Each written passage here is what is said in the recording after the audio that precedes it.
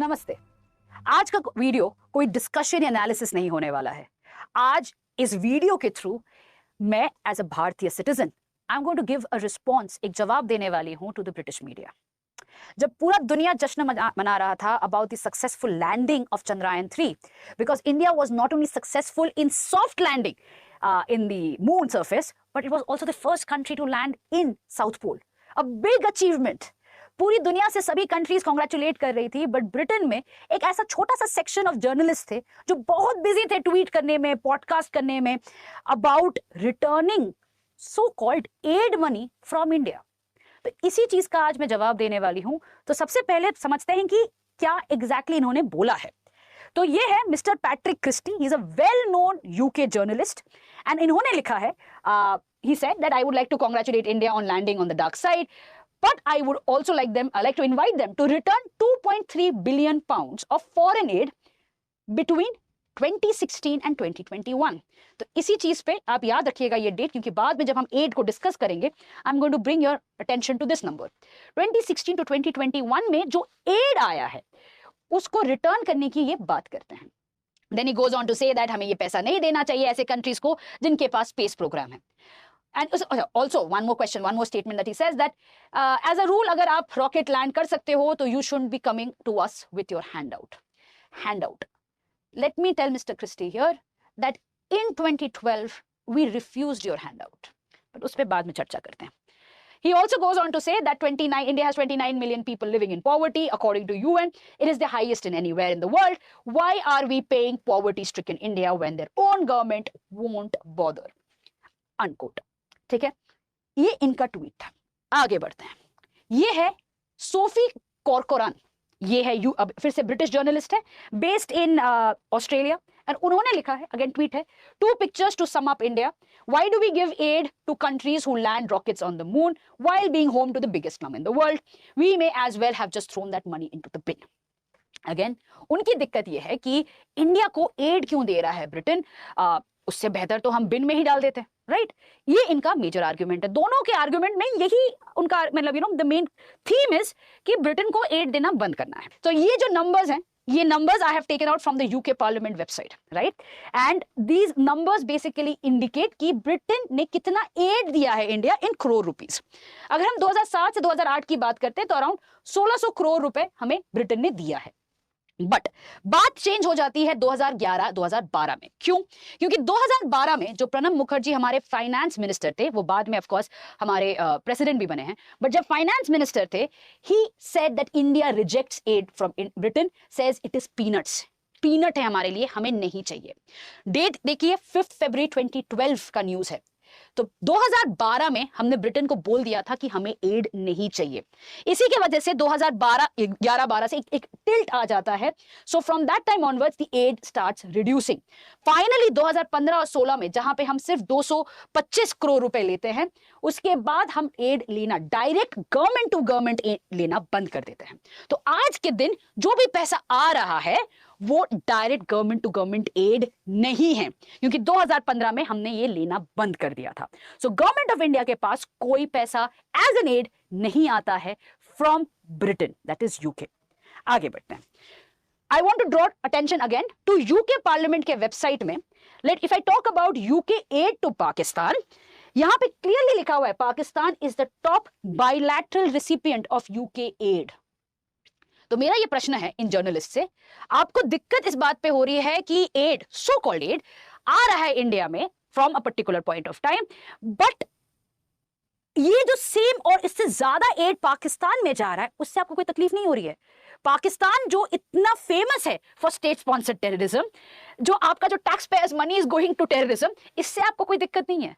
सो पाकिस्तान में इतना पैसा जो जा रहा है उस पे आप तो ट्वीट नहीं करते, ना ही क्वेश्चन रेज करते हो, बट इंडिया पे of course you keep asking questions. That is where the problem emerges.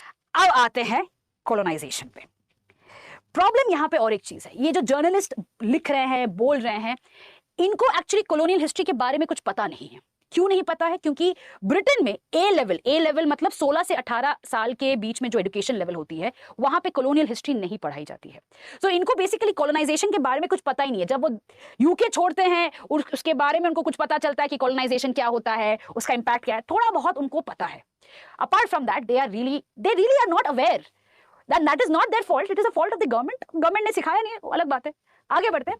तो कोलंबिया यूनिवर्सिटी प्रेस, ये अंडरलाइंड है, कोलंबिया यूनिवर्सिटी प्रेस में 2020 में एक पेपर आया था एंड इसमें क्लियरली ये बताया गया था कि ब्रिटेन ने by colonising India it had taken away around 45 trillion US dollars, 45 trillion US dollars, जो इंडिया के डेवलपमेंट में काम आ सकता। अगर ये पैसा यहां पे रहता तो इंडिया आज के दिन कितना डेवलप्ड हो सकता है, आप ही सोचिए।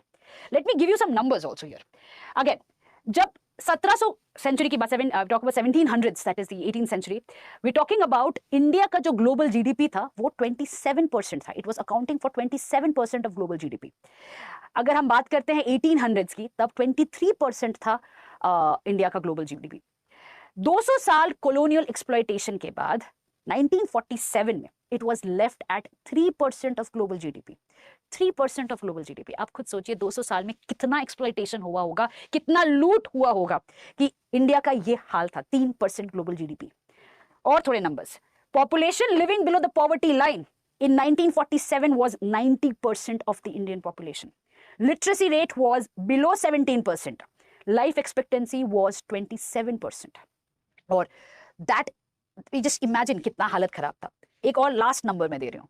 Growth rate of British India from 1900 to 1947 was 0.001%. I repeat, 0.001%. यहां पे ब्रिटेन ने छोड़ा था इंडिया को 0.001% पे, और आज के दिन इतना लूट के बावजूद we have been able to achieve what the colonizers could not do, the former colonizers could not do. कहीं ना कहीं जेलसी तो है ही, पक्का से जेलसी है। इसको कॉलोनियल हैंगओवर नहीं कह सकते हैं, जेलसी तो पक्का से है, अदरवाइज इसका कोई लॉजिक नहीं बनता है और इसका कोई बेसिस नहीं बनता इस आर्ग्यूमेंट का। अब आते हैं जो दूसरा एलिमेंट है इनके जो ट्वीट का, वो है गवर्नमेंट ऑफ इंडिया कुछ करती नहीं है तो हमें हमारे पैसे से क्यों हमारा पैसा जाए। ये जो उनका क्रिटिसिज्म है constantly about government of India, इस पे अभी आते हैं। तो इसका जवाब ऑब्वियसली हमारे जो इंडस्ट्रियलिस्ट आनंद महिंद्रा जी हैं, उन्होंने काफी bluntly he has been able to put it across. So let me again quote him. He says that the goal of colonization is to convince its victims of its inferiority, which is why both toilets and space exploration is not a contradiction. Because what going to the moon does for us, it helps restore our pride and self-confidence. क्योंकि British colonial period में यही चीज हुआ था कि we had lost our pride on being an Indian. We had lost our pride of being a part of a culture जो एक जमाने में it was the most powerful, most influential culture of the world. We had lost our pride of being what we truly are, that is an Indian. And जब ये आज हम कर पा रहे हैं through a space exploration by landing in the moon, it is giving us that pride back of being again an Indian. So it is not about कि government policies क्या है, it is not about poverty alleviation. Government, Indian government उस पर भी focus कर रही है, and British media you have no idea कि क्या पॉलिसीज हैं और पॉलिसीज का इंपैक्ट क्या है। जस्ट जाके एक बार यूपीआई के बारे में पता करिए, जस्ट जाके आप ये पता करिए कि इकोनॉमिक ग्रोथ क्या है इंडिया में। You will yourself realise how much of a change has happened in the past few years. ये आप अगेन, ये आपने कभी रिसर्च ही नहीं किया है before you went ahead and wrote about it. So let's not talk about how much you are aware, but let's talk about responsible tweeting. अगर आपको actually नहीं पता है, you really are not aware, you should not tweet. But if you are jealous, of course, if you are jealous and you're suffering from this colonial mindset, या आपको colonial rule के बारे में कुछ नहीं पता है और आपको ये you wanted this kind of जवाब, तो of course, feel free. I'm right here to give it again. I'm right here to give a response to your next tweet. With this, we come to an end. Thank you.